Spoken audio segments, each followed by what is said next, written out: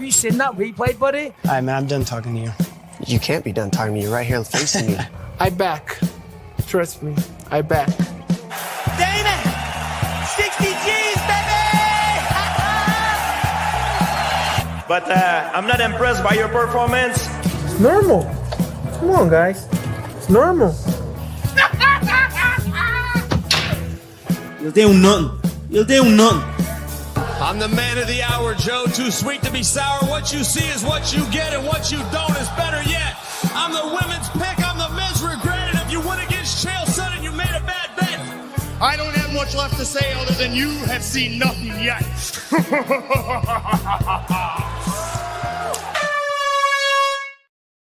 Yo, what's happening, Fight Week Show fans, Fight Week Show people? Then we are back with another episode of Dust Up Shakedown. And this week, I got my bros in the house. We got Cross, we got Sterling, we got Olin, we got Keith. How's everybody doing, man? Let's go with Olin first, man. The man of the hour. How you doing, my bro?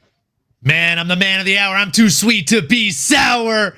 Dude, I'm happy to be here. I'm always happy to get the invite and always happy to see the boys on screen. Thanks for having me. Can't wait to jump into things. And with that being said, I'll go to the guy that's sitting right above me. Cross, how we doing, brother? Man, it's always good. I'm always looking forward to come on here, jumping on with you guys, chopping it up, getting to it, and talking some MMA. It's Sterling. Not only is America taking over hockey, but we're taking over the Fight Week Show, brother. We're glad to be here, big dog. You know what it is, dog. If it's a Wednesday or a Thursday and we're talking MMA, I'm in a great mood. What's going down, Yao? We're here for it, man. We're here for it. Come on, I Yao. am doing amazing. I just need to explain the robe. The robe is because it is comfortable at the top of the table for the prediction challenge. That's why I'm wearing the robe tonight. But shout out, boys. Good to be with you, as always, talking MMA. You know what they say about them winners that be sleeping in their silk pajamas, bro. You know what I mean? You know what they say about that, don't you? Hey, shout out to everybody that's live with us right now. Big up to every single one of you. If you're watching live, if you're watching on playback, please make sure you're showing love to the platform. Make sure you're showing love to every single thing that you see down there, scrolling down, Head Kick Pod, the rambling that it couldn't be here tonight, MMA. Normally, we got Making the Walk, the boy Jax, Mr. Basement. Yeah, we got Crossover MMA, we got Sterling, you know what I mean? Ace Dogs. Make sure you're showing everybody in the house. And last but not the least, take a minute. Make sure you go over there and make sure you're subbing to the Head Kick Pod. Right, Leroy is left us some topics to talk about this week. And we're just going to go in the order, put them in. I've not seen them, so I'm going to be seeing them first time that you guys are seeing them. And then, yeah, we're going to react and get your takes on some of these videos that Leroy has put together for us. Yeah, let's hit the first one. And Sterling, if you don't mind, if you can run the chat, I'd appreciate it, brother. Yes, sir. Salute. Let's go. The back and forth between Dricus du Plessis and Khamzat Chimaev continues. Following Dricus' recent victory over Sean Strickland, defending his middleweight title, Khamzat now appears to be the frontrunner for the next shot at the belt. Last night, Khamzat posted a photo of himself on X with the caption, "Good morning, Dricus du Plessis." Dricus fired back earlier today with the Brother Ooh gif. Brother Ooh. What's that? What's that, brother? Yo, what's that, brother? Talk to us, yo. Look, when I saw this, as I just put in the chat, for me, Dricus hands down is the king of trolling, the king of smack talk, simply because it's just got that edge of unseriousness, but stings just enough for you to feel it. Every single time he's made Sean Strickland cry, he's made Izzy cry, he's going to make Khamzat cry. Yes, Cross, you heard me. He's going to make Khamzat cry. So, look, I'm all for it. Dricus is always ready for any challenge, no matter what it is. And Khamzat does not know what he's in for. I love Khamzat. Don't get me wrong. I do enjoy Khamzat, but this is Dricus we're talking about. And already he's showing who's dominant where it comes to the internet, where it comes to MMA Twitter, where it comes to the social. So let's get it. Let's go. Hey, before I come to Cross to rebut that madness that Yao's just dropped, I know Olin is a big DDP fan as well, and you're not wrong in terms of how he's made people cry. But what do you make of his IQ in the art of trash talking and build up to fights? Aussie. think that's you, Cross. It's you, Cross. Oh, I thought it was the Olin. No, I thought it was that was Olin. Olin. I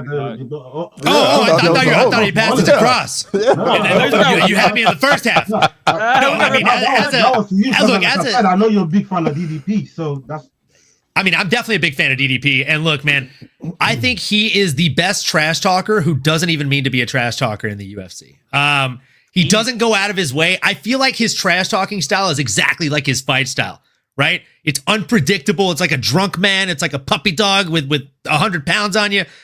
It just comes out of nowhere. And when it does, it hurts more than you'd expect it to, right? And it's, again, like his fight style. He doesn't even seem like he's throwing the fastest, strongest punches. It doesn't look like he's trying to hurt you that much, but he is, and it sucks. So that's how his trash talk stings too, man. He comes in there with an awkward style of trash talk, the same way he's got an awkward style of fighting, and when he lands, it lands. And if he says something goofy, it's just like Robert Whittaker. I looked at him and I thought he looked slow, and then he knocked me out. Like that's so maybe a zinger doesn't land, but then when one does, pop, let's go. Thanks, brother. Yeah, man. Hey, Cross.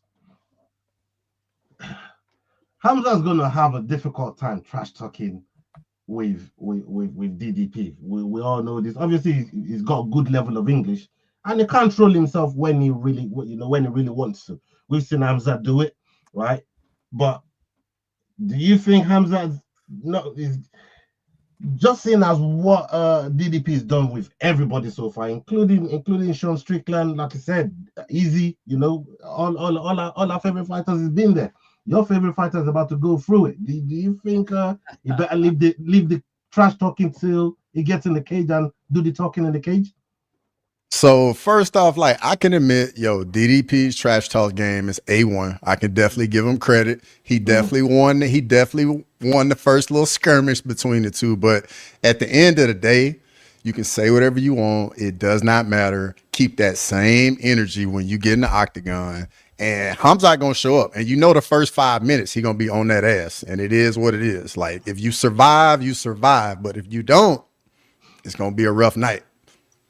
And you never know. Like Hamza probably gonna be talking a little trash while he's mauling your boy. So just get ready for it. Okay, that's why I just raised a point right here before I come to Sterling. I'll stay with you for a second, Ross. Cross. Matwa says Mr. African Air, which is obviously calling Dricus Air Dricus. We after that surgery on his nose, we call it because he says he can breathe better. Now, you talking about the first round. Are you looking at this as a 1 round type of bout? Is that how you're seeing this? Absolutely not. Absolutely not. But the fact remains, guys. The 4th and 5th round don't matter if you don't make it through the 1st and 2nd round. Like you gotta make it through those first 5 minutes. It is what it is. Like I get it. Dricus is gonna be there if he can make it through the 1st round. We all are aware of that. But it sounds like you don't think he makes it past that first 5 minutes. That's why I got him there. Like it sounds like are you discounting him in the first 5 to 10 minutes of this fight? That's the question. I'm just saying, bro, like the goofy style on the feet is one thing. That doesn't play on the ground, bro. It's all technical. This is Hamzat's 5 dudes in one night from a Gracie Barra Academy. Yeah, but that's BJJ. That's not wrestling with BJJ. It's a different type of grappling. That's fair. Totally different. And at the end of the day, like Sambo brother, who give these guys black belt? Yes, BJJ. Sir. It is what it is, man. Don't use Dagestan against me, bro. Don't do that. What do you mean, dog? That's Crossmagomedov over there. Those are his people. That's nasty work, bro. Only when you came back for him, he had to take you there, bro. My gosh. That boy coming in hot. I tried to think Cross in the corner, I tried to see if you're really thinking, DDP not going to get out of the first round. Is that what you're really saying? But all right, you cleared it up. But Sterling, number one question: has DDP made a fan of you after that Strickland domination that we just seen, right? And on top of that, how do you see this fight between DDP and Hamza? We've not really heard that from you on the fight week show. If you can lay it down to the people, how do you see it going? What do you think the game plan is going to be, especially a man of yourself that actively get down in the cage and whatnot? I see you rubbing your hands together down there, Yao. First of all, I see you down there, and you know what, boys? I was about to say I might hit y'all with something you're not expecting here, but you nailed it. You nailed it, Ola. Drickus made a fan out of me. I can't hate on the. I mean, bro, I love how evil he is, bro. What he told to Sean Strickland when he said, "You think your dad beat you? Your dad doesn't got shit on me." And then Sean started crying. And Sean started crying and then told Izzy about his dead dogs and like some African like pathway from where he is now and had Izzy in fucking tears. This man's evil. Broke fucking Robert Whitaker. I mean, made Darren Till tap. Put the choke in for 5 seconds and made Darren Till tap. I mean, he ended Darren Till's MMA career, to be specific. I mean, if we're just being real, it is what it is. And here's the thing, too. Hamzat fights 1 time every 3 years. He is not active enough to deal with somebody like this. I think Drickus is going to come in here and just do what he's been doing to people, boys, and dominate. And Hamzat's cardio sucks. So that's my opinion with it, dog. DDP made a fan out of your boy, though. Hey, you know what? That's one extra fan there for DDP, but so his fan's gonna keep growing. I wanted this to happen way earlier, and I said it to Yao. Yao, if you remember the specific reason I told you that I wanted him to fight Hamza rather than fighting Strickland, I said to you, I want him. 1 second. I want him to take Hamza's fans, right? That was the reason, the main reason. He beat Hamza in Middle East. He's taking all his fans and running with it. And obviously the Sean Strickland fight happened, and now he knows Hamza is next. So yeah, let me sort out that audio real quick. Just a quick one on what Sterling said, where it comes to Hamzat's cardio versus Drickus's, and like I just posted in the chat. Fact is, Pretoria is 1,400 meters above sea level. Hamzat has moved to Dubai to fight at sea level. Just like that, Drickus instantly has an advantage where it comes to the cardio. So everything you're saying, Cross, I hear you about the first maybe round and a half. Can maybe Hamzat take Drickus down and hold him down and possibly be strong. Maybe. And possibly be stronger than the guy twice his size. Let's be realistic. Hamzat fights at welterweight. Drickus is currently at middle, going to light heavy. There's no ways that Hamza is going to come in with the right weight advantage. That's a good point. Cardio versus someone who fights at 1,400 meters above sea level. Listen, I'm just saying, if Hamza was still in the mountains of Dagestan, maybe. But he's not. He's in Dubai at sea level. I'm piggybacking that, brother, before you can get in there, Cross. I'm sorry, man. I'm sorry. We're ganging up on you right now, kid. Look, you got a guy who can't cut weight versus a natural middleweight that could, with all due respect, go up to light heavyweight and probably dominate there in a shallow division. He'd be a shark in a pond full of guppies, in my humble opinion. And, brother, I don't think we've even seen him have to flex the cardio since getting his nose fixed. As someone who can't breathe out of their nose, let me tell you, I can attest to it. Dude, I just think he's going to go out there and not only is he going to beat Hamzat, he's going to run laps around him, bro. He's going to make it look easy. Okay, to address the welterweight claims, Hamzat has the same amount of fights at middleweight in the UFC as he does at welterweight. Just throwing that out there. Just saying it. Also, and how many middleweight fights professionally does his opponent have? It's irrelevant because he hadn't fought the Wolf. It's irrelevant. It don't matter. It don't matter. Like, all that sounds good before when you get locked in there with the Wolf, brother. Exactly. Now I hear you with now I hear you with the cardio and being at altitude, training higher above sea level, 100%. But he already had the advantage in cardio, brother. That's nothing new. That's not a new dimension. We already knew that. At the end of the day, when he gets those hands on you, it does not matter. None of the talk. It's gonna be like Habib. Let's talk now. Let's talk now when I got these hands on you, brother. Let's talk now. Cross, just to back you up, you all saw the video I put in the chat with John Gooden. When he grappled with Hamza, you heard what he said. Like, he deals with these people. Shout out to Crossface Gym out there in Watford. That's where he trains with Sam Patterson, who's welterweight UFC fighter now, and yeah, and he was talking about the level of Hamza's grappling, and bro, he's been in there with a lot of bad people, man. You know what I mean? But hey, I'm just saying. I know somebody else said it to me with a direct contact in grappling with Hamza, and they're saying this guy, he does bad things to people in the gym, man. Like he's crazy. You guys saw it, so you know. But it's going to be around the corner. It's only a matter of time, man. Hey, y'all. He's gonna beat your boy. He's gonna beat your boy. He's gonna. I know beat you your don't boy. like this. He's gonna smash your boy, inshallah.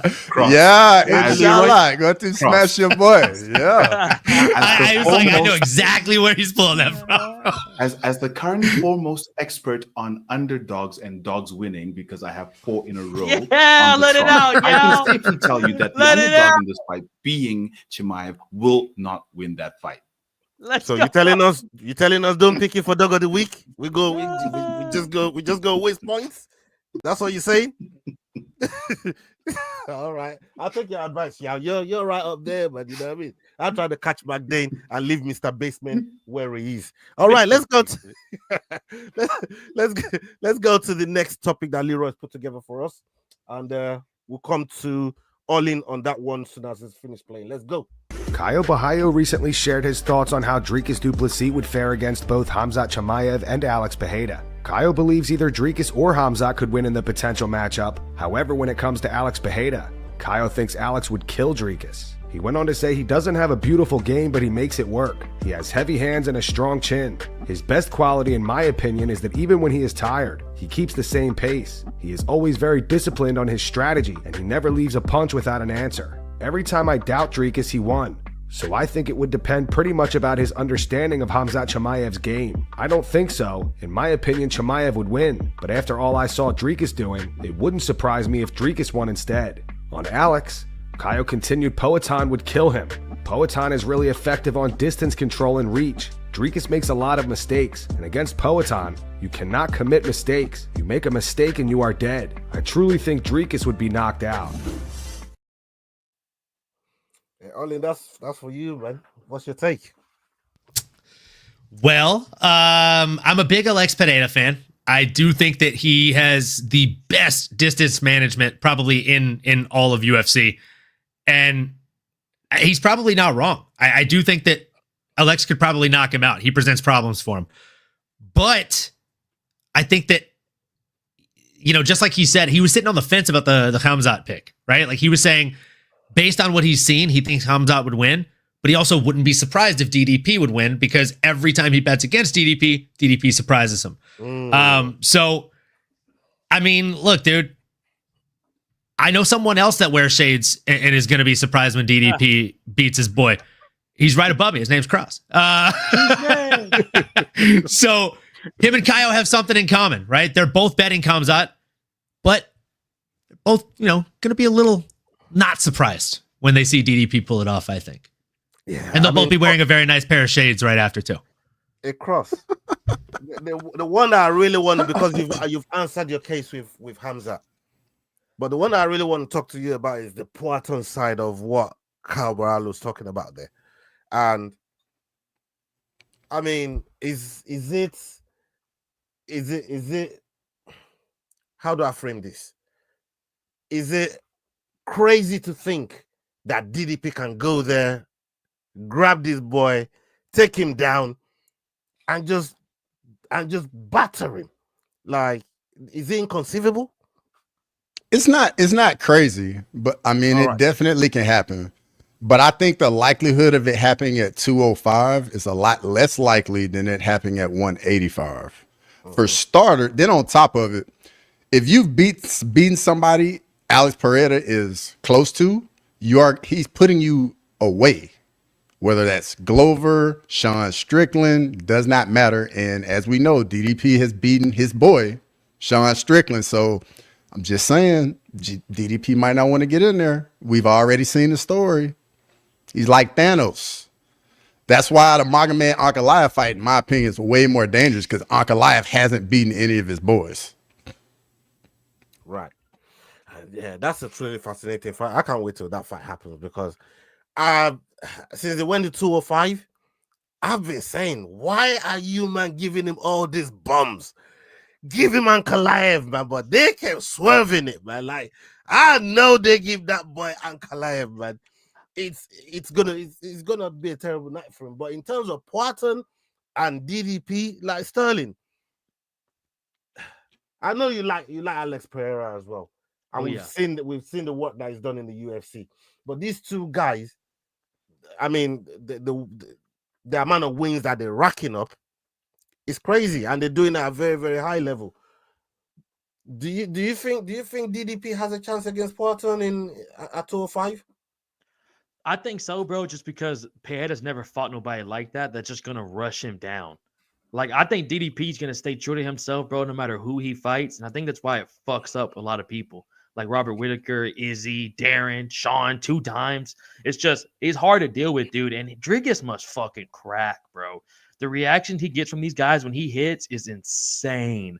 So with a jab. I think he has a chance. With a jab, yes, bro. I think he has a chance to do it, Ola. But you know me pulling for Alex Pereira in that one. I am a Dricus guy now, Keith, but I can't pick with them over Chama. You know what I'm saying? But I do think them Aztec genes just have so much going on for them right now, and he murks anyone in front of him. Hey, he just mentioned Aztec genes right there, yeah, but yow. I haven't heard it. Yeah, all I've heard a lot of DDP. A lot of people don't give Coach Monavisa the credit that man deserves. I mean, how intelligent the game planning that he puts together at CIT for all them fighters that they've got over there. You need to go and look at the gym that Dricus comes from. They got killers everywhere. And this brother, the coach, the head coach down there, Coach Monavisa, he is crazy talented. And the way that he game plan for these guys, I don't know what type of game plan they'll be able to put together with DDP going up to fight someone like a Poatan. But you know, what high praises do you give Coach Monavisa over there, and you know, what kind of strategy do you think he employs to go and fight Poatan? One thing is that the taser will definitely be in action, and if you listen to DDP's post-fight speech, he's like, listen, the coach is probably going to tase me for not finishing this fight. They very interesting right there. It's crazy. Yeah. That interview that you guys saw me having with Martin, that was at Team CIT. So they have a lot of great fighters, a lot of champions in that gym. Now, in terms of how they do it, for me, the key to the person who beats Dricus is someone who sits down and says, we, not I. Everyone that's come up against Dricus has said I, and they've lost. Dricus has consistently said, me and my team, what we are doing. And the only person that can beat him is someone who comes with a team strategy that approaches him as a fighter, as a team. So, like you said, whatever they're doing at CIT, Mone Fisser has them working as a team. And because fighting is an individual sport, it's very difficult to get team mentality, but that's what they've managed to get at CIT. So for me, that is one of the defining differences between Dricus and any other opponent. Poatan, we can almost say there's almost like a team sort of environment, but he moves around a lot. Yes, he gets a lot of skills, but he's always with Glover and Polino. But it's still, you know, you can see it's a lot of Poatan. So for me, the person that comes and says we is the one who beats Dricus. Yeah, high praises indeed, man. And yeah, that's not a bad strategy and mindset to carry, you know, in a way to go and get a win over DDP. We're still waiting for that loss. I don't think it's gonna come anytime soon. But yeah, we will see. We'll see. Leroy has another video together for us. But before I go to that video, people, please make sure you're liking the video. Make sure you're showing love. And if you're watching on any other platform like an X or Twitch or something, get on over to YouTube. Go on the boys' platforms. Show some love there. Matter of fact, subscribe to everybody. Mary did it. If Mary can do it, nothing wrong with you lot doing it. You know what I mean? It's a big shout out to Mary, man. Hey, no window shoppers. Come on. Yeah, man. Like, you know comment, subscribe. You already know the deal, folks. At the Fight Week Show, at S-Dogs MMA Talk, at Crossover MMA, at Kick 'em in the Head, the Head Kick Pod, at MMA Anomaly, folks. Make sure you subscribe to all these channels. We are all here for you, and we always love seeing you all in the chat. Yeah, man. Salute. Okay, let's get to the next one here, and we'll come to Cross first on this next topic. Alexander Volkanovski has announced that he has begun training camp for his next fight. While no official announcement has been made, rumors suggest he may be preparing for a rematch with Ilya Topuria at UFC 314. Hopefully fight announcement soon. But we in camp, been in camp for a while. We've been doing like a pre-camp camp. So now we're pretty much in camp. Good bodies here for us already. Or even at Bangtao, you always got good bodies there. But I've got Craig Jones here that's come with us. Joe's with us. Obviously Frank, Brad's here. So we've got a heap of good guys to work with over here. I think Aljo's over here as well. So maybe we'll get some training in. But so it's going to be a good trip. You know, it's only going to be a short sort of stay. Only not even 2 weeks, but we'll try and make the most of it. Yeah, man. Cross, how excited are you to see Alex Volkanovski, step back into the cage? We know he got knocked out by Ilya, but he didn't have a proper. He knows. He didn't have a proper camp coming into that fight. This time, he's taking his time. He's taking some time out of the gym, out of the cage, and now he feels ready, focused to get back in there. How excited are you to see that fight, first of all, and how do you think he does? I mean, I'm looking forward to it. I'm very much looking forward to it. I think it's going to be much more competitive than the first fight. I think. Full mount. Yo, big respect to Full Mount MMA. Sir. Yeah, big respect. Sir. He's the man. We love your work, brother. Absolutely. Yes, sir. But I think the second fight's gonna be kind of like Volk's last stand, if you will. Like, I think this fight is gonna be way more competitive. Volk is gonna have much more time. He knows exactly what he's getting himself into. But I think ultimately the result's gonna look pretty much the same for me. I just think at some point, Ilya's hands are so crispy and the combinations are so on point and so fast that he's gonna find Volk at some point. He's over 5 rounds, like he's gonna hit him. And Volk's coming off 2 brutal KOs, and I don't think his chin's ever gonna be the same. And unfortunately, at the end of guy's career, man, like that, once that chin goes, it's a wrap. To 3 of you, Sterling, Yao, Olin, does anyone give Volk a chance? Like, do you man think does any of you think he wins? I give him a chance. No, do you think he wins? Forget the chance. Ilya gets sick. Fuck the chance. Do you think he wins? I agree with Cross. He's got to be perfect for 25 minutes, and his opponent only has to land 1 combination. And that's the unfortunate truth. He's 2-3 in his last 5. He's hurt still.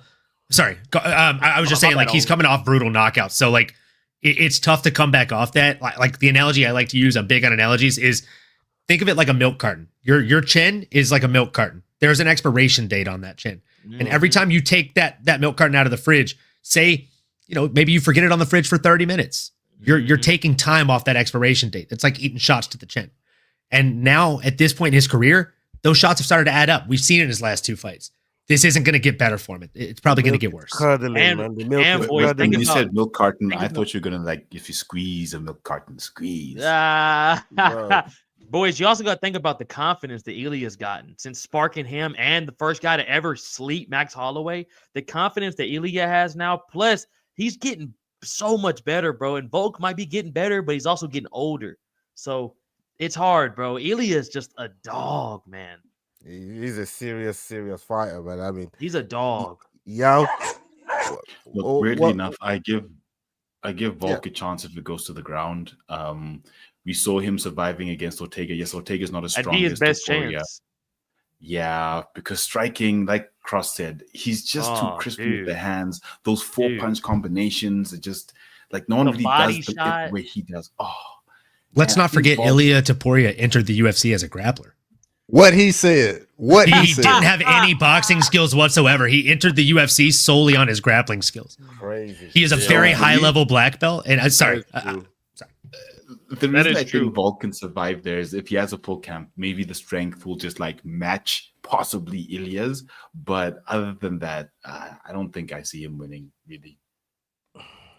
It'd be hard, bro. The ground's his best bet, Yao. Like a takedown or awkward shoot, or maybe Elias just isn't on his game, but he's never not showed up on his game. So, do you guys know you all are dead to Leroy? Do you know that right now? You Absolutely. all just signed your Absolutely. Leroy, man. I think I was dead to Leroy after 10 shots or so last week. hey, dude, I'm telling you, that was amazing. That was art. That's what that was. And shout out Jax. What's up, baby boy? Shout out Mr. Baseman. You know, there was a group in the 90s, if you remember, it was called Basement Jacks. Yeah, I know about Basement Jacks. Yeah. Amazing. Yeah. You know, Slick. Hey, Basement Jacks, listen to this. The real question is, what are the odds that you're gonna get out of the basement, bro? Yeah. Allah, evil Allah. Oh my gosh. Evil Allah is my favorite. Bro. Hey, big up, Jax. Salute, big love, Jax. All right.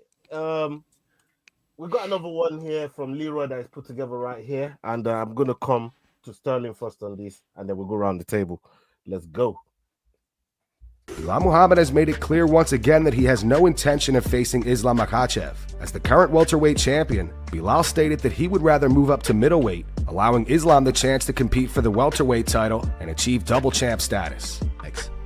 Now, what about if he says you got to fight Islam? I would never fight Islam because that's different for me and him. I know it is, right? We've trained together, and you know, when you're sweating with somebody and you're bleeding with somebody and you train with somebody like that, it's just a different relationship. Like, it wouldn't be about money for me or for him. I don't assume. So like, I would never want to do that. And like, they've helped me so much. So for me, I would rather go up to 185 and let him just take 170 if that's the case. And like, since I've already had to fight my way up to 170 and I've been top 10 guys, like, I'm 2 fights away from being able to challenge at 185 and saying, hey, I want to be double champ. What do you walk around at weight-wise? Probably like 190. So 185 is no problem for you? Oh, no, 185 wouldn't be no problem. And I train with bigger guys. Yeah. So I've felt their strength. And a lot of, like, I think 185 is probably the easiest weight class besides Hamzat. Like, when you look at that main event this He's weekend, an animal, yeah. You're like, bro, Strickland and Duplessis suck. This guy's talking more than he's fighting. Like, he's hey, Yao, you get your chance. You will get your chance, Yao. Yeah, let Sterling get us going on this take right here, man. Because Belal is talking fire, bro. But let's talk about the first point of him not wanting to see Islam, right? I believe he knows Islam does him over. But I want to get your take on this. Why you think he's not fighting Islam? Or if you believe what he's saying in terms of, you know, they're really cool mates that, you know, fight in the same gym and all this other stuff. And do you think he beats Islam? If Islam, because Islam didn't care when he was talking about who's at welterweight. He just wants to go out there and kick ass. He didn't care about Belal. So what do you think? Bro, if I'm Bilal, I wouldn't want to fight Islam either. You're going to get dominated. You're going to get bodied by a dude 15 pounds lighter than you in a weight class. It's going to be a massacre. All this, I went over there and sweat with them. I guarantee you, Islam don't give a fuck about that. Islam's out saying, I don't want to fight Bilal because we sweat together. He wants to fight you because he knows it's a domination in the first and second round. He wants to fight you to literally be able to legally kill a man. He's going to come out there and dominate him. And then the fact he says he wants to go up and fight a guy like Dricus, and you walk around 190, homeboy. Dricus's fucking left bicep is 87 pounds. What the fuck do you think you're going to do? Come in there and stand and bang with this dude. And you can't stand and bang with nobody. You beat Sean Brady. You knocked out one dude 4 or 5 years ago. I get it. That was domination. Bro, you're not going to come in there and do nothing to that. I know you're confident because you wrestle-fucked Leon Edwards for 5 rounds and sent him on his head. Bubba, you're going to get dealt with. I hope it happens just so we can see why there's weight classes. But I'm telling y'all, this man's smoking on that shit. As Olin, you know these guys. You know you've been around them, and in terms of what Belal is saying there, I don't want it to go up to because I've not heard Islam one time this whole time talking about I don't want to fight Belal because Belal's the champ. right? He's eyeballing that fucking 170 division like a fucking homeless, hungry man. You know that's brother how is hungry. He's starving right now, and everybody else is they're boarding up the windows to keep the homeless out. That's what it feels like, right? I think you're absolutely right here. I think having seen Islam in the gym, having been a fan of his long before he was even like a household name, I think he does bad things to Bilal. I say this as a Bilal fan. Like, Bilal follows me on social media. I hope he's not watching the show. But again, I just saw your comment, man. Like, with all due DDP's bicep fights an atom weight, according to my boy Sterling. That's hilarious. So dude, like, I just think there's something, and it's obvious, right? Every time somebody goes and trains with Islam and they're not in his weight class, they pretty much say that they don't want to fight him. Like, Leon Edwards was not jumping at the opportunity anytime he was asked about it. Now the current champ, not jumping at the opportunity anytime he's asked about it. Instead, he literally said, yeah, I'll go to a different weight class. Like, if you read between the lines, homie said, I will run. I will run. I will run the fuck away, bro. I don't want to be here. Facts. He's running. He's running, bro. And he's like, if you are willing to go 20 pounds up to where you know people hit harder than you, or 15 pounds up where you know people hit harder than you, how bad did you get dog walked at AKA, bro?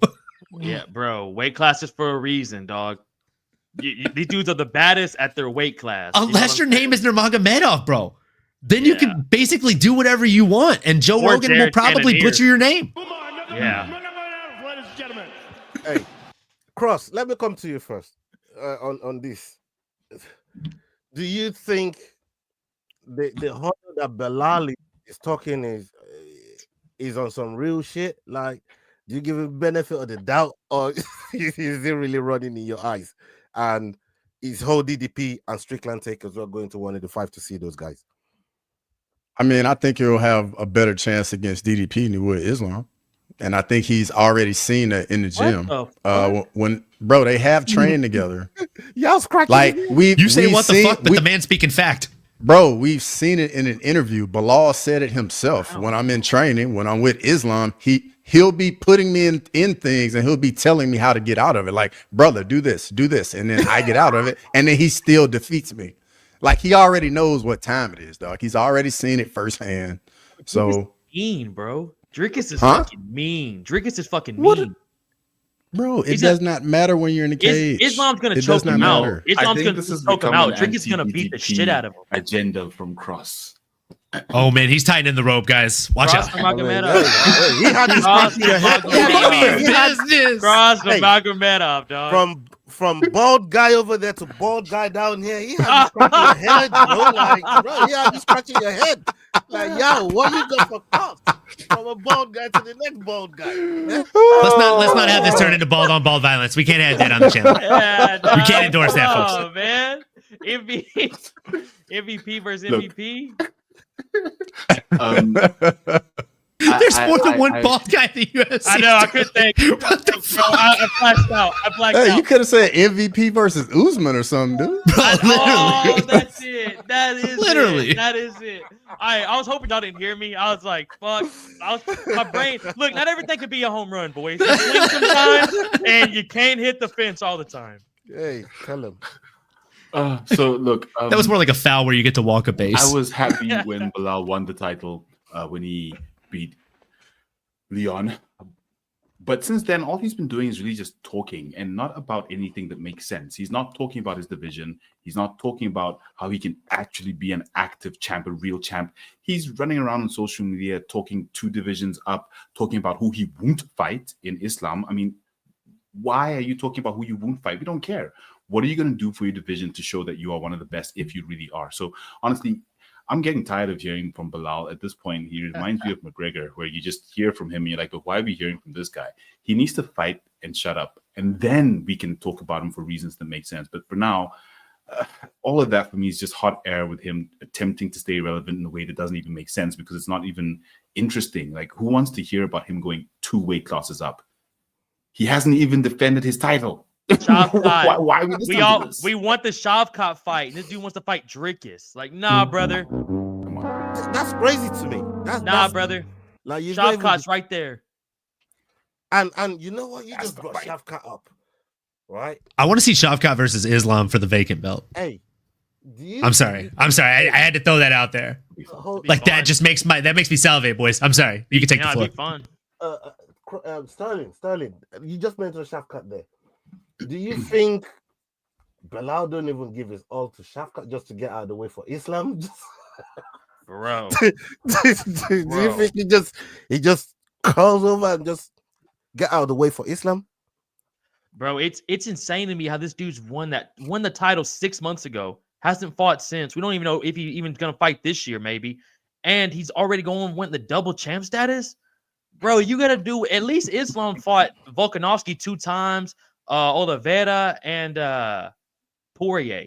I respect that way better than what the fuck Bilal. Bro, name 4 people Bilal's beat. Name 3. You know what I'm saying? It's insane to me, bro. Like we got to get back to like fighting your weight class out, clear your division. Sean Brady, Leon Edwards, and who's another one? Oh, Exactly. Gilbert Burns.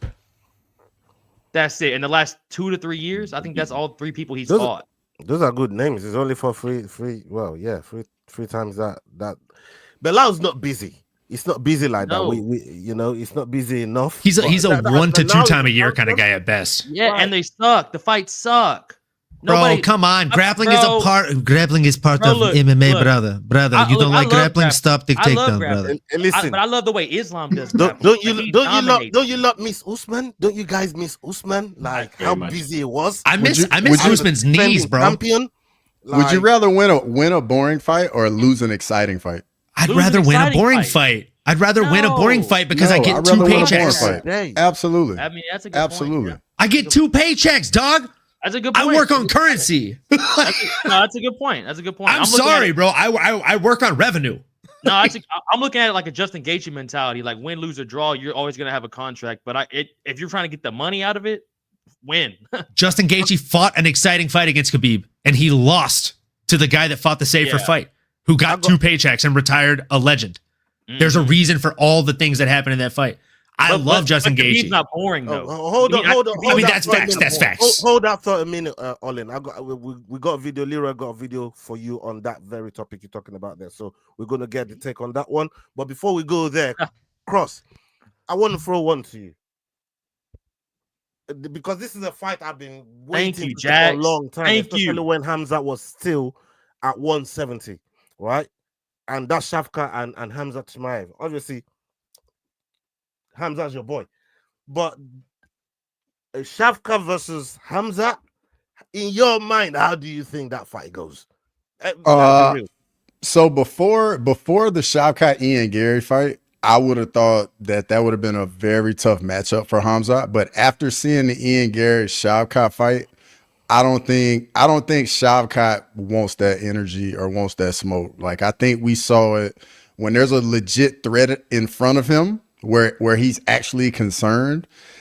He's not as aggressive. He stays at range a little bit more. And I think if they were locked inside of there, like one of those guys would be going after the other guy. That's a good point too by Leroy. That's a good point by Leroy. Hey, listen, you made a good one there. I just hope. But you don't get pay-per-view points unless you're a champ. I just hope at some point that fight happens. Let's look, Leroy. Let's go into that video right now because we're talking about Gaethje now, and then I'm gonna come to Olin since he's gasping to talk about Gaethje and Khabib. Justin Gaethje has acknowledged that Khabib Nurmagomedov was his toughest opponent to date. He feels that Islam Makhachev is a more favorable matchup for him than Khabib. Gaethje is currently in training camp, gearing up for his fight against Dan Hooker at UFC 313 next month. Who's the toughest opponent you have ever faced? I think Khabib was probably the one who I felt, even if I performed better, I'm not sure that I could have beat him on that night specifically. So that night that I fought Khabib, I would say that he was my toughest opponent to date. Who's your dream opponent? I want to fight Makhachev. He's the champ, and I do believe that is a better matchup for me than Khabib, but he's good. Bella, I mean, just hearing Gaethje say the things he just said, like, I want to fight Makhachev, man. He makes Bellaus look like a pussy, bro. I don't say that lightly, bro. You know what I mean? That's crazy, bro. But Olin, talk about that, that whole Khabib and Justin conversation you was having. That's why I said hold your thought earlier on, brother. Yeah, man. Obviously, I like to come into these shows and give my honest reaction. I see the message come through with some of the topics, but I like to not give myself time to prep for it so that way I can be shocked. So sorry for trailing into the next topic without realizing it was a freaking topic, obviously. No. But man, he's right about one thing, right? Khabib is definitely the toughest opponent he's faced so far. But when he fights Islam, I think that's going to change. Islam is just like Khabib, but he doesn't want to drown you. He wants to hurt you. He wants to get the finish. He wants to inflict damage. The way that he fights is a more visceral, more venomous style than Khabib. Khabib wanted to dominate you. He wanted to get the point win. And it wasn't a boring style because he would smash, right? Like he'd get on top of you and he'd do damage. But he wasn't constantly fishing for submissions. Islam will put you to sleep. Islam will break your arm. Islam will snap your ankle. Islam will tear your ligaments in your legs and make it to where you can't walk for months to come. He's not concerned with that kind of stuff. Like his job is to put you out. As a lot of folks that I grew up with that would do, some contracting work would say, they're not paid by the hour, they're paid by the job. So that's the mentality Islam goes into this with. And I think that he would very quickly change Justin Gaethje's mentality on this fight if he gets past Dan Hooker, because I think he's looking past Hooker a little bit if we can call a spade here, boys. Yeah, you're not wrong. I was looking looking a at scary dude. I was watching Hooker versus Edson Barbosa. Poirier? Oh, no, Edson Barbosa, Oh my God, bro! What Edson did to him? What Edson did to him? About being tough.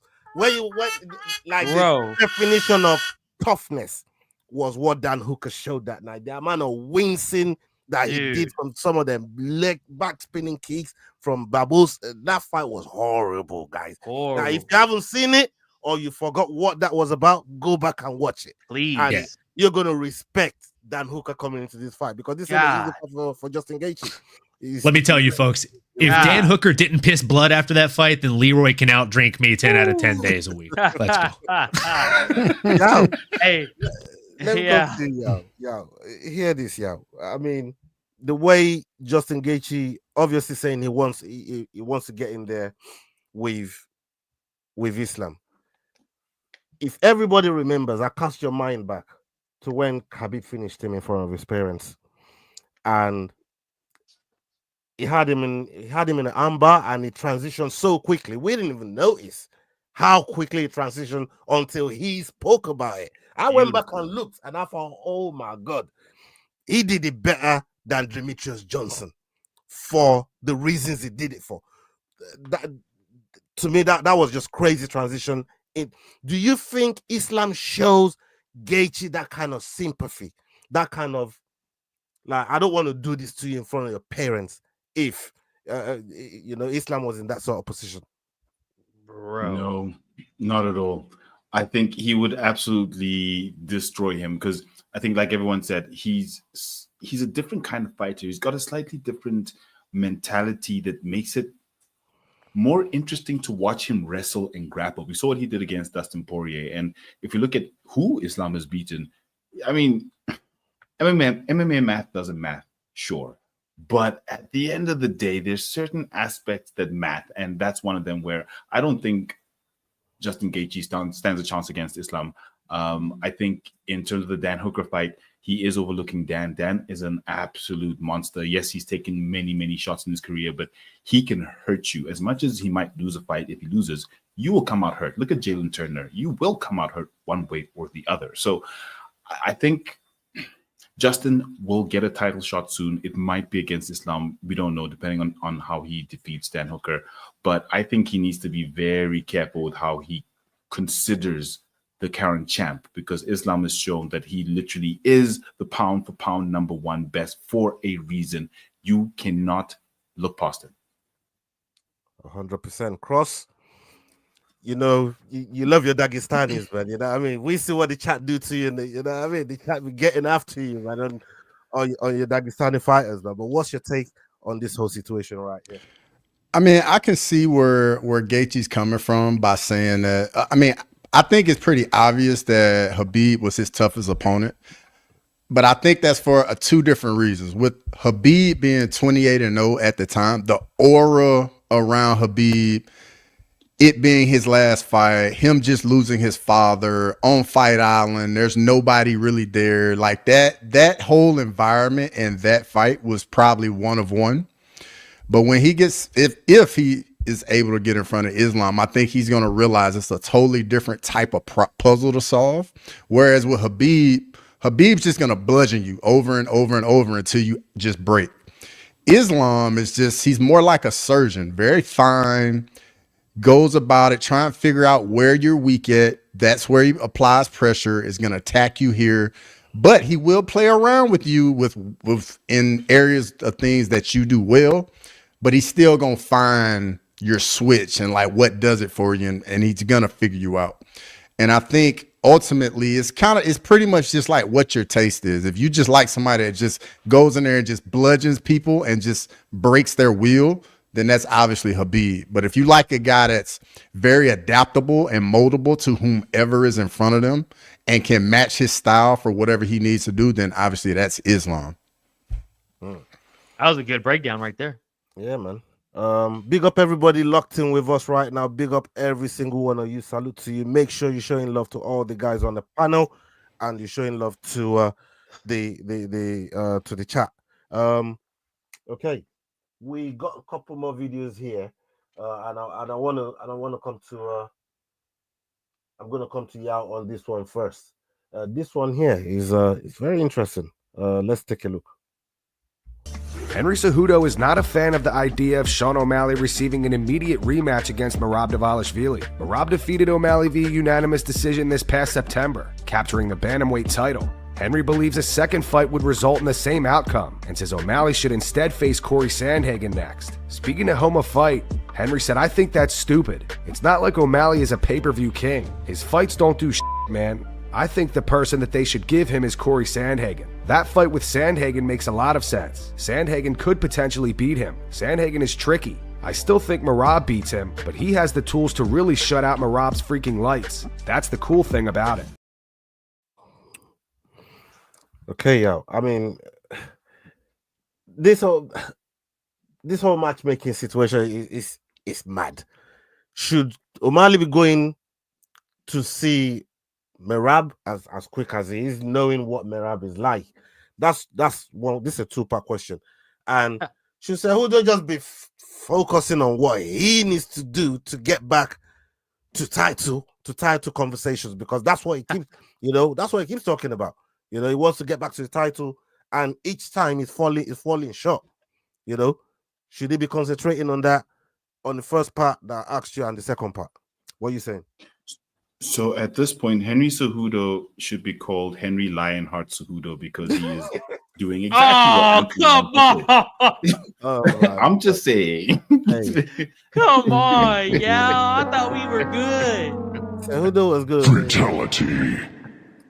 Look, that's just speaking to the fact that he needs to just focus more on what he's doing. Look, they have the great podcast, him and Kamaru Usman. Great takes, amazing takes. Their content's fantastic. The interviews are great, and I really enjoy his content, Henry Cejudo. However,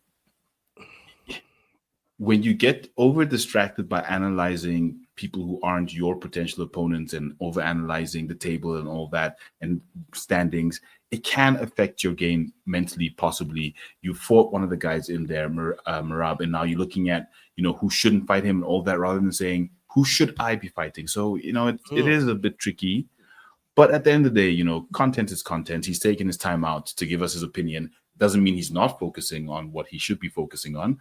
So I do look forward to seeing him fight this coming weekend against Sedong. It's going to be so exciting because I just watched tapes on both of them, and it's going to be a very interesting fight.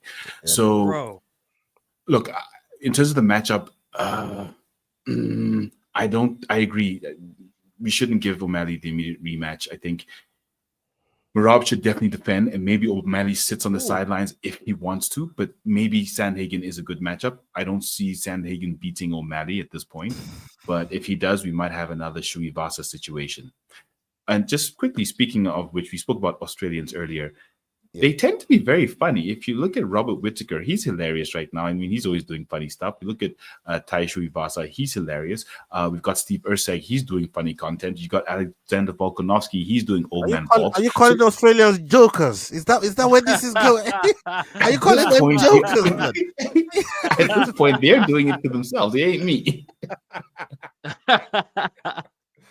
Hey, Leroy, you're a joker, blood. How do you say? Hey, you look at yo. It makes perfect sense when you think about it. And then think about Leroy, it makes perfect sense. It does, isn't it? You know what I mean? I ain't saying it, but they said it. But Sterling, you heard what my man said about Cejudo there. You thought you were boys. What you got on that video there, brother? Bro, really, I don't blame you, Yao. I'm not a big Cejudo guy, but you ain't got to throw the slug to Lionheart, brother. Come on, dog. My man's got an absolute war set up in April against an absolute killer, dog. My man got one more fight in him. Let's give a little love to Lionheart, man. But who's he fighting again? But you're not lying. Ming Yang. Oh yeah. They sending him out and they're giving him a Viking funeral. Hey man, no need for all this, boys. But I'll be real with you, Yao. The point about what you made about him, though, with Lionheart, about who guys need to fight, what do you think he should do with fights? That's 100%, though. Cejudo got dominated against Merab, talked all that shit about Aljo, got did up by Aljo. So it's like, we really can't believe you no more, brother. And then they're giving you an absolute killer with Song Yadong. You want to talk about a Vikings funeral cross? That's what this is about to be. We're about to witness a dead body. We're about to witness Song Yadong come out there and legally murder another human. You saying he's going to Valhalla, bro? Well, let's save this for the prediction show because that one is a bit.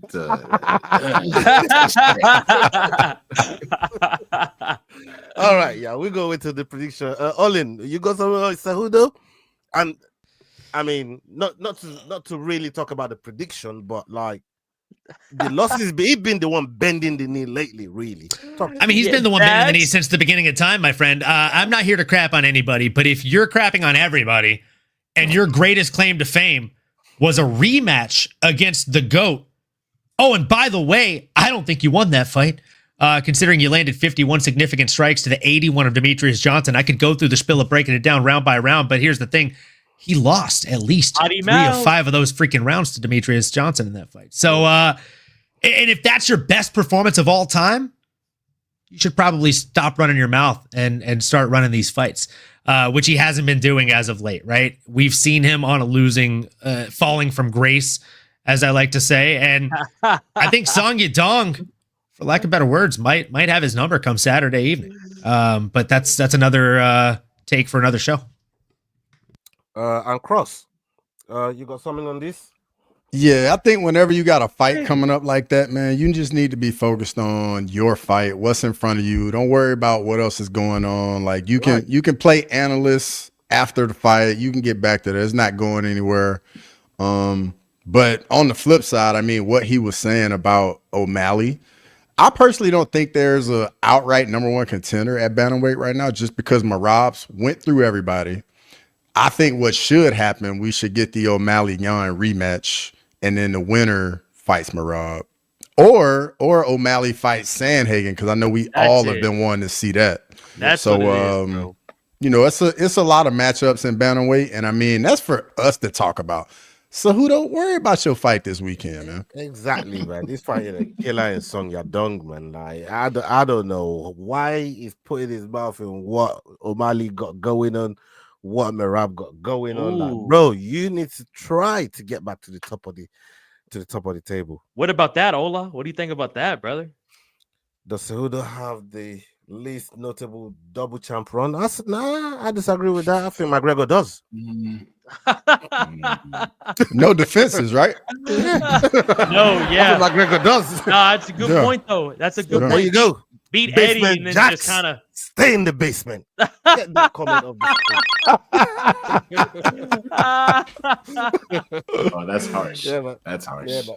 Big up Basement Jacks, man. Big up Basement Jacks. All right, we got two more topics here, and then we're gonna stay with Cross on this one and get your take on it, and then we'll move on to the last topic. Let's go.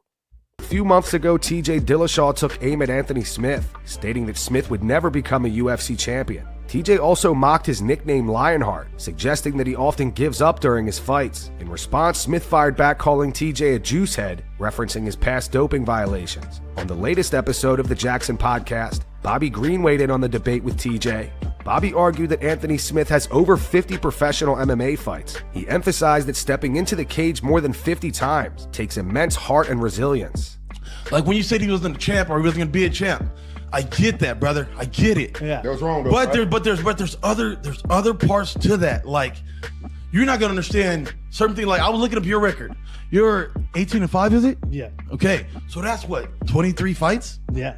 23. You seen how many fights Anthony Smith has? How many you got? He's like, I did it was like 38 and 20 something. I'm like, numbers, he's like man. 50 I like something, you know what I mean? Like, he's got a crazy number now. You know what I mean? Crazy Journey, number. He's been around forever, right? Like, I so- won a world title in fighting for 4 years. Yeah. I'm not, trust me, I'm not even comparing the two. There's not comparing the two. What I'm trying to get you to understand is this, is when you say like he don't have no heart, for you to walk that walk 50 something times against the UFC's best. To be a champion. Does he have heart to be a champion? I got you. I got you. But I understand, like, I'm blatantly. Let me go here. Yeah. I want to cut you off. Sorry. No, you're good. But what I'm saying is, one thing that you've been dealing with, injuries. Yeah. You know? Of course. And you can understand that part. Yeah. So I'm gonna get to you. You can understand that part. It's like the injury part. It's like for you to go out there 50 sometimes, you have to go out there and bust it up a lot. And so I think we don't take into consideration some of the things that maybe happen behind the scenes. For sure. You know? Like, I see what you were saying too. Like, sometimes it's a little quit in them, you know? Yeah. But sometimes it's like, you don't know, bro. My nose already broke 4 times and he just hit me right in my again. Yeah. You know? Fair. It's like, bro. Cross. I mean, Bobby Green, he showed a lot of sympathy there towards Anthony Smith, and we know what he's been going through lately. He lost his very, very close friend in the last fight that he was in, and we actually thought he was going to hang it up in there. But do you think Dillashaw was being too harsh on Smith on some of his recent, well, not even recent losses, on some of his losses, full stop, and the way he's been competing versus what Bobby Green is talking about there? I think this is one of those rare times where where all three guys were right. Anthony Smith was very right in calling TJ Dillashaw a juicehead. Very right. Mm-hmm. TJ Dillashaw is a fighter, is a former champion. He has the right to give his thoughts on other fighters that step in there. He's one of their peers. He can do that. And I also think Bobby Green's right in what he's saying, that Anthony Smith is got over 50 professional fights. I don't care who you are. You got to respect that, because it takes so much to get in there and do it time and time again. And just like he said in the clip, like dealing with injuries and everything going on outside the octagon, like it's not like you flip a switch and it's just easy to get in there and get it done. So I just think it's one of those things. Everybody's right. Everybody has their own point of view, perspective, and it is what it is. Sterling, hearing about Anthony Smith there, for me, I think it needs to be hanging it up. And we heard obviously the type of things that he was dealing with to even ghost beasting the way he. Right message, wrong messenger. Yeah, that's a funny one. But to see Anthony Smith go out the way he's been going out, like we said, he even ghosted Michael Bisping. Like, I don't think he should be getting in the mental state that he's in. I don't think he should be getting into the cage again. But what do you think of what Bobby Green said about him? Bro, first of all, thank God for Bobby finally standing up for Anthony Smith. And that, bro, thank God. No one man. have Like, to do it. he's been getting all this shit, bro, for no fucking reason. Dude comes out there and always lays it out on the line. These last couple fights, I get it. Maybe there's been a bit of quit in him with the Dominic Reyes fight, Johnny Walker fight. But dude, he's just had so much going on. Let's not forget a dude broke into his fucking house in the middle of the night. His best friend, who his training partner got him in the sport, died a couple weeks before the fight. I mean, bro, let's give this man a break, dude. What they're giving him for his last fight's a little fucked up. But I think for TJ and them to talk shit about him like that, especially with Rampage, bro, it's just like, why? What's the beef that everyone has with Anthony Smith, bro? Dude comes out here and lays it out on the fucking line every time, has over 50 fights, didn't take the bitch way out like Aljo did with the knee against John Jones. Let's not forget about that. Dude could have won the title like that.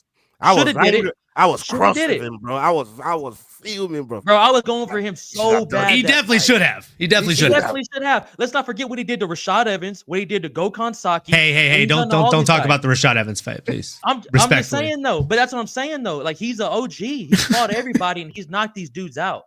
What TJ and them say is they're like a bunch of 15-year-olds, bro, that have a channel. Him, Luke Rockhold, Bears bitch ass. Rampage has been kind of being a cuck lately, kind of listening to whatever they're saying. So I don't got a lot of good things to say about the Jackson podcast. Maybe that's why I'm coming at it the way I am. But I think they need to add a little bit more respect to Anthony Smith's name, bro. And I don't know what the beef, what the comment was for. And shout out Bobby Green for actually checking someone and being like, hey, bro, stand up to this. Yeah, man. Before we get Yao's take, man, what are you saying, Olin? What are you saying on all this? Man, I'm with both the guys that just spoke before me. I'm more so with Cross here. I don't think anybody in this conversation was wrong. Like, we have seen Anthony Smith show some quit in him, so they're right for making those comments. You can call TJ a juice head because he has failed for EPO not once, not twice, I think 3 times, right? So he's a multiple time offender. So like, if it's a one time, I'm a big fan of the fucking word anomaly, right? But it's not an anomaly once you've failed twice or 3 times, and that's simply the case. So I agree. What's making the walk say here? 2 things can be true. Smith is courageous in getting in the cage, but the quit button is a little easier to hit now. He's not a quitter, but he makes business decisions real quick now. Look, if you want to go back to one of my favorite clips in the Ultimate Fighter history, Uriah Hall asks his coach, Chael Sonnen, about quitting. And Chael Sonnen gives one of the best responses I've ever heard in my entire life as a mixed martial arts fan and as a practitioner of mixed martial arts. He says, they will tell you quitting is not an option, but quitting is always an option. The fact of the matter is, it is always the most readily available option, but it is up to you to choose not to quit. And that's a fact. And as you get older in your career, the more damage you take, it's simply put, it's easier to hit that quit button. As Jack said, it gets so much easier to hit because you're thinking of different things. You're thinking of your kids. You're thinking of longevity of life. So yeah, I'm with all of the above here. Yeah, man. But and with two, I also am with none of the above in the fact that I don't think it's a conversation that needed to happen on the air in any way, shape, or form. No. I'll tell you who agrees with Dillashaw is Yao. He was just trashing Anthony Smith just now before. Yeah, you. I mean, before Sterling even came in and told you, I mean, I had to tell you, yeah, you referenced the quitting in him and trashing him and that. Oh yeah, a little bit. You remember now? Yeah, but I get the analogy you were making. The analogy you made sense though. I get it. But I mean, is it time for him to hang up in your opinion? No. Look, 59 bouts is how much he's had professional fights. That's what Bobby Green's referring to. We've got Jim Miller still trucking at 41, 42 now. He's been from UFC 100 all the way to UFC 300. This is true. I think Anthony does still have something to offer. Yes, it might seem like the quit button is quick and easy, but like Sterling said, maybe like Bobby Green said, maybe they've broken your nose in the same place for the 4th time. You obviously can't tell everyone, hit me here, because they'll hit you there, right? But they keep hitting you there, and it's like, oh, it's broken again. So, we don't really know, but I enjoy seeing. But can I just before you continue, can I just even say to like his last few fights, they've been, when a fight's hard to watch because you're feeling so bad for the person taking the beating. That's what I'm talking about in terms of this is coming from a place of love This is not coming from a place of your shit. Like that's how I'm looking at it, you know. Like when the fight is so hard to watch. All right, I'll tell you another fight that was hard to watch for me like that. Ian Gary Magny.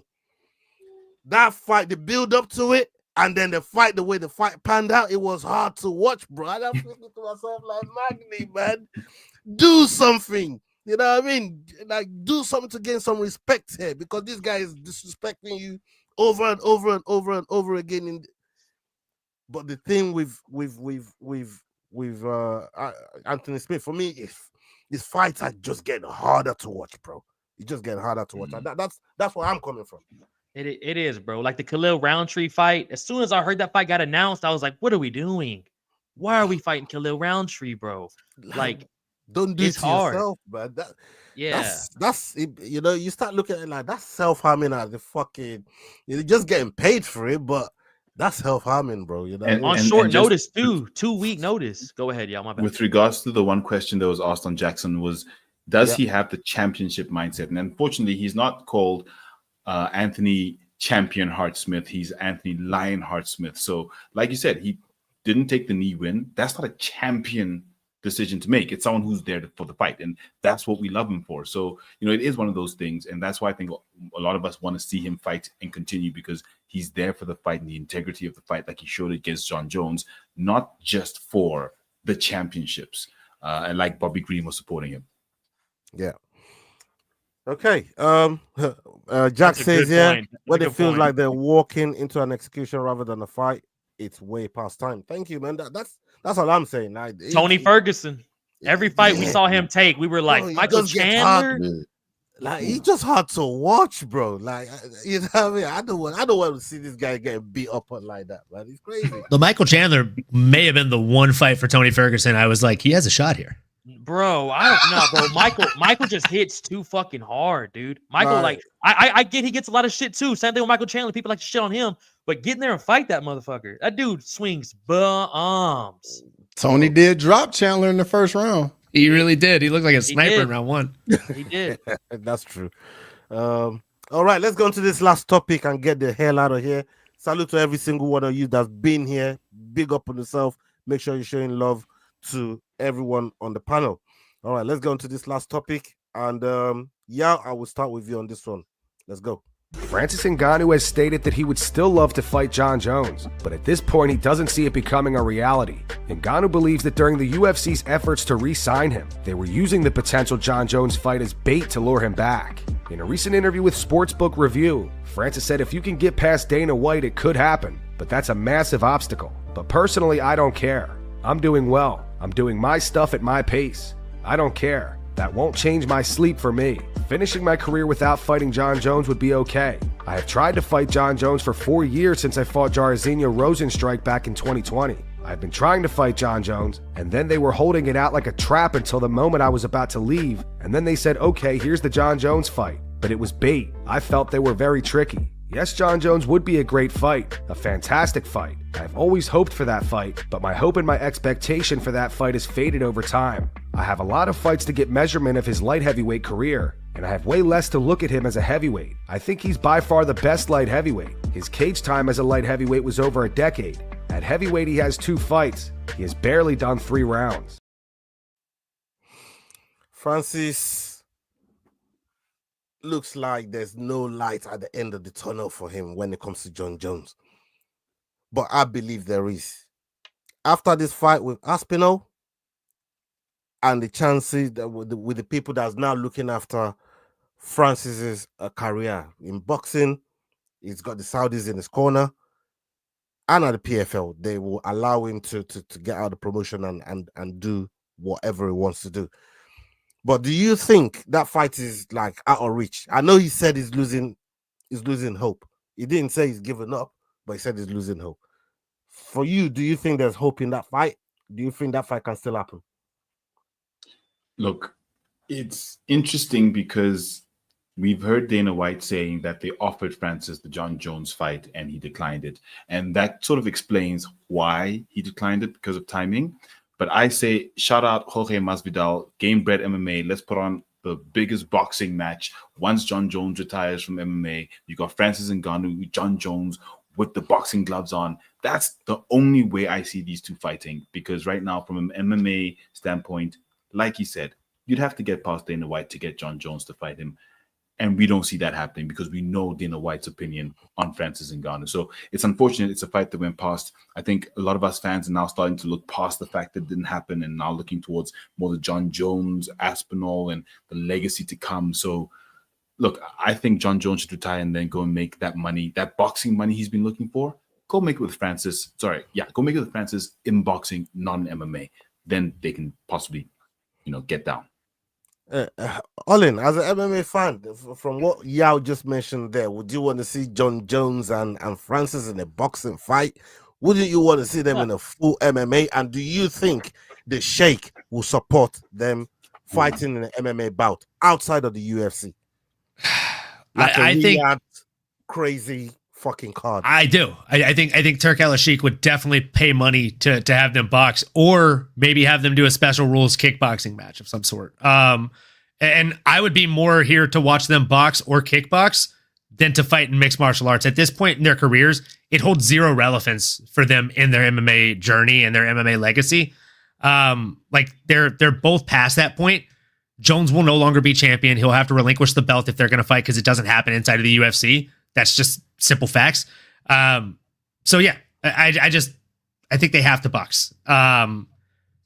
And also it's a better testament of their skills, in my opinion, because Francis has been out of mixed martial arts for a while now, outside of that one very short, very dominant match he had recently. Unfortunately, I think if they do get inside of the octagon, it wouldn't be as exciting as any of us are hoping it'd be. John Jones would make it a suffocating affair. As much as I dislike the man, I think he would probably do dominant things to him inside of the cage. Sterling? Olin pretty much summed that up pretty solid, bro. And that comment too, I'm not too mad about. I'd rather see them box than MMA. I think there's a better chance we see that rather than MMA. Like if they are gonna fight, it's probably gonna end up being boxing. It's gonna be weird. There's gonna be a lot of controversy surrounding no matter who wins that fight, because it's just boxing with the hands rather than a real fight.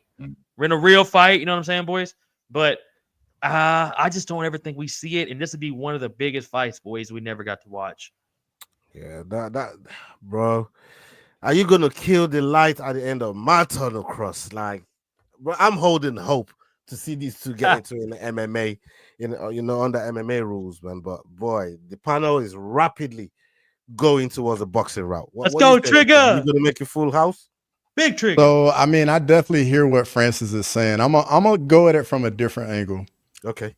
I don't think Dana White can allow it to happen in the UFC, simply because if he does, he's going to set the precedent. The other fighters like, oh yeah, you can go to another promotion for a few fights, make your money, and then you can come back to the UFC. And that just isn't good for business for Dana White. So even if Dana White wanted to make the fight, on principle and just his business savvy, he can't make the fight. Unfortunately, like all of us would love to see it. All of us would watch it. But, at the end of the day, Dana White is about making money and what makes business sense and what makes the most sense for the UFC. And he can't have all the fighters thinking they can go do something else and then come back and everything's all good. Like, people with power, they don't like relinquishing that power. They definitely want to keep it, and they have it over all the fighters. Okay, you heard it there from Cross, and that fight is dead in the water for me. I'm gonna go cry myself to sleep. I'm Full Mount MMA. Salute to your Full Mount MMA people. If you don't know about him, you ain't been watching Dust Up Shakedown. We use their clips all the time, and they do great work over there. So go check them out, like we always tell you guys to do, and make sure you're following everybody that fucks with this channel. Making the walk, S Dogs MMA. Crossover is rolling across the screen right there, man. Normally, head kick pot, the run kick in the head. Subscribe, even Leroy, man. Go and check him out on his Insta. Make sure you're checking out every single post that we make, and we'll be back for the prediction show on Friday, guys.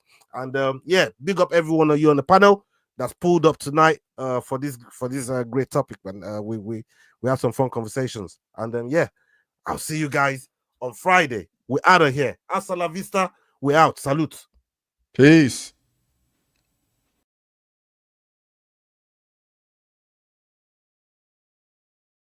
Hey guys, this is John Anik from the UFC. You're watching the Fight Week Show. Please subscribe. Not now, but right now. Subscribe to the Fight Week Show. We'll see you guys on the road soon.